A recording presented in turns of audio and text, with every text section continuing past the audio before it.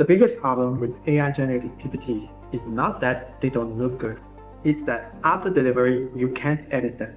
So today, I'm introducing a skill called PPT Master. With it, you can generate truly editable PowerPoint files. Let's say we need to create a client proposal.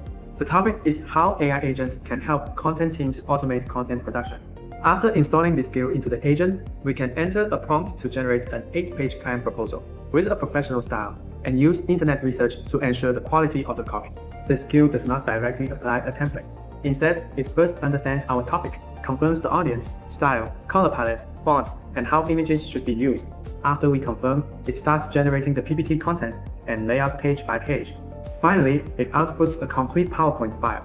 The file can be previewed online, and it can also be downloaded locally, so you can continue editing it in PowerPoint. You can edit the title, edit the text, and adjust the images and styling. It is not a web page, it is not an image, it is an AI-generated PPT that can actually enter your real workflow.